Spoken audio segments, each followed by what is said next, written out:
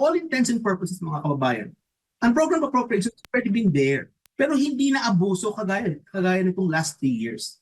The last 3 years, we saw an abuse of unprogrammed appropriations. Inabuso yan noong 19 Congress. And because of that, I think it needs credence to the view of some people that the 19th Congress was the most corrupt of all the Congresses that we had. Sa kahapon po, nag-umpisa na ang talakayan, oral arguments sa Korte Suprema patungkol nga po sa kinikwestyong national budget po natin from 2024 hanggang sa 2026. Doon, malinaw na napag-alaman na yung mga key projects na nasa ilalim ng Philippine Economic Development Plan o Philippine Development Plan, nailipat siya mula sa appropriated hanggang doon sa program, nalipat sa unprogram at ang ipinalit po doon ay yung kilala natin sa mga flood control projects at iba pa.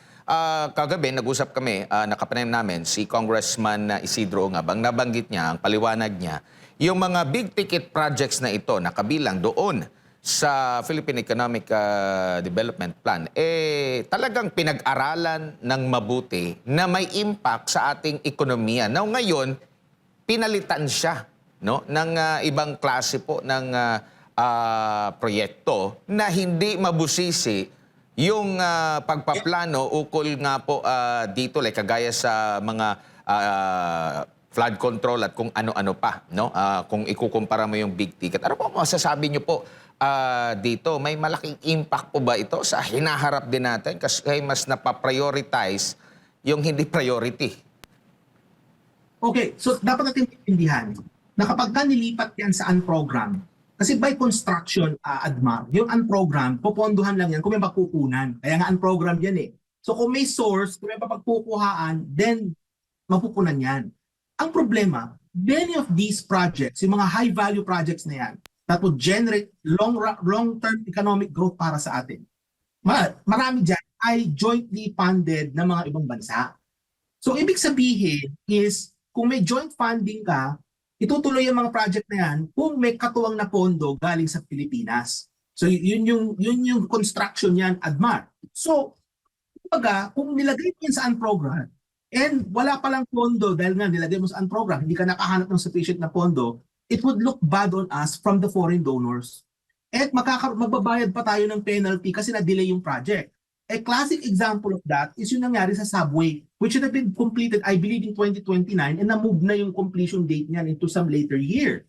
At ang mangyayari pa niyan is we will have to pay, yung penalty niyan kasi na-delay. So, kumbaga, delayed na yung project, mahirapan ng tao, sana mapaginabangan na yun ng tao at maka-generate ng paglago ng ekonomiya, magbabayad pa tayo ng penalty. Eh anong ipinalit nila dyan? Sabi mo nga kanina, yung interview nyo kay Kong Ungab the other day, ang ipinalit nila dyan, itong mga flood control na alam naman natin kung saan napunta. So, if you were to look at unprogrammed appropriations over time, there was a chart that was presented by former DBM Secretary Jokno. And you will see there na, I believe he said, na out of the 39 budgets since 1986, 13 of those, siya ang nag-prepare ng mga budget na yan. No? Kaya I think Secretary Jokno is a credible person for this. Sabi niya, kung titingnan niyo sa mga datos, noong panahon ni Marcos Jr., yung unang 3 taon, doon pinakamalala ang program. Napakalala in a way na talagang makikita mo na mas mahigit pa yung tinaas ng unprogram fund kesa nung panahon ni Pangulong Gloria Arroyo, panahon pa ni Cory Aquino. Kasi, for all intents and purposes, mga kababayan, unprogrammed appropriations has already been there. Pero hindi na abuso kagaya nitong last 3 years. The last 3 years, we saw an abuse of unprogrammed appropriations. Inabuso yan noong 19 Congress. And because of that, I think it needs credence to the view of some people that the 19th Congress was the most corrupt of all the Congresses that we had. The most corrupt, Admar. And kitang-kita yung sa datos, yung diferensya ng NEP versus dun sa yung mismong final version, makikita mo talaga ang laki ng itinaas, and yun, makikita mo yung difference, it went to unprogrammed. So, it's really bad what they did in the last 3 years, it's really bad from the point of view of economic growth kasi hindi na pakinabangan ng tao. At yung long-term na effect nito sa ating ekonomiya kasi hindi na pakinabangan at pagbabayaran pa natin yung mga penalties niyan.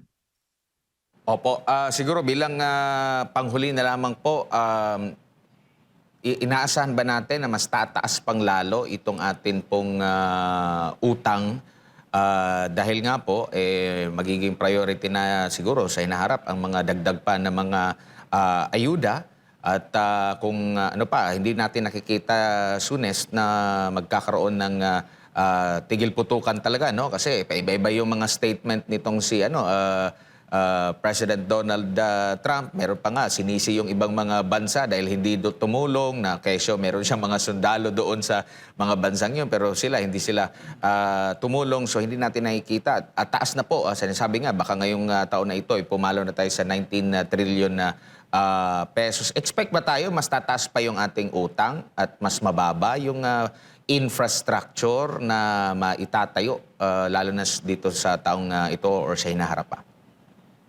Oh. So, makikita mo dyan, Admar, na uutang tayo ng mas marami pa and mapupunta itong utang na ito. Alam naman natin na mananakaw pa rin yung iba dyan. Pero may mapupunta ito sa mga ayuda as a result of itong nangyayaring crisis na ngayon.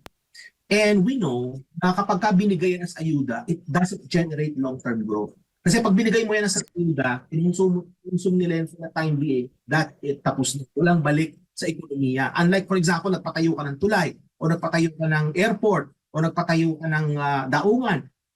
Malaki yung balik yan sa ekonomiya. Pero pag ayuda, hindi malaki yung balik. In fact, baka wala pang balik yan. So, utang tayo, and then the utang does not generate enough growth, no, for our economy. Ang mangyayari dyan, debt to GDP ratio natin, papalo ito ng mahigit 70% na. At nakakabahala na yan. Kasi hanggang gano'n ba kalaki ang kayang i-sustain ng ating ekonomiya?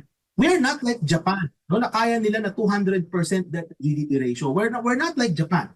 Our economy is emerging, fragile, developing economy na papunta sa upper middle income status.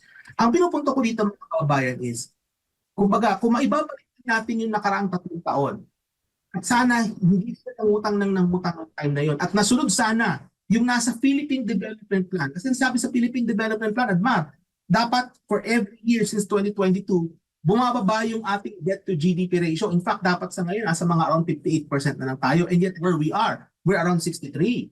So, I expect na as a result of this crisis, uutang pa rin tayo ng utang. Our economy is not gonna grow as fast enough. Okay? Kagaya nung nakaraang quarter, we were at like, 4%? So now, this crisis sa presyo ng produktong petrolyo, contraction ng consumption, we might be growing at probably around 2% na lang. So the point is, if you're growing at a very low rate, you're borrowing at a very high rate, makikita mo that yung growth ng pangungutang mo, mas hihigitan yung growth ng paglago ng ekonomiya. Ang mangyayari niyan, magsasuffer ang ating economy over the long run kasi babayaran mo yung interest niyan. At napakalaki na rin ang ating debt servicing as percentage of our government budget. So ang mangyayari niyan, imbis in the future, Admar, mapondohan sana ng government expenditures yung mga projects, most of that will just go to payment ng utang, ng interest at ng principal.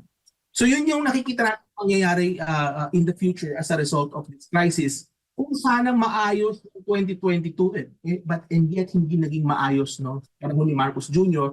And this is where we are. Pinagdudusahan at pagdudusahan pa rin yan ng ating mga kababayan.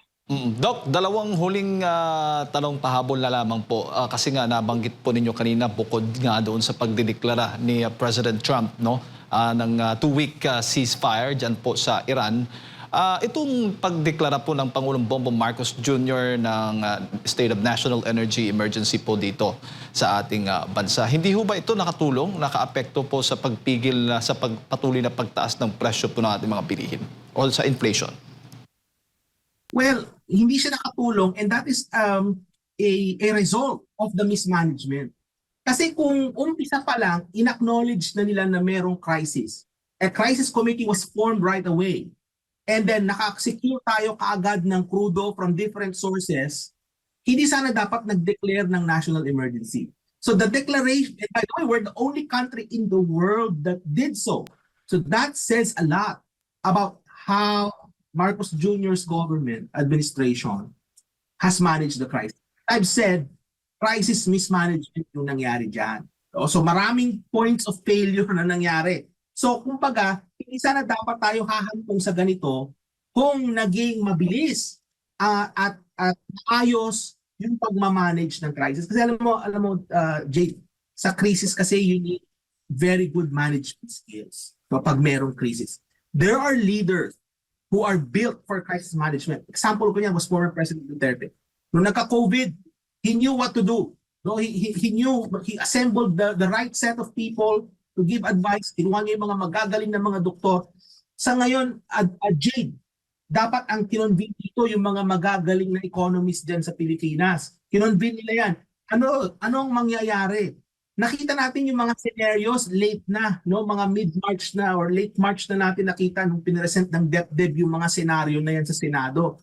Late na eh. Dapat umpisa pa lang, nagawa na nila yung mga scenarios na yan para makapag-craft na kagad ng response. Kasi sa ganitong mga crisis at Jane, time is of essence.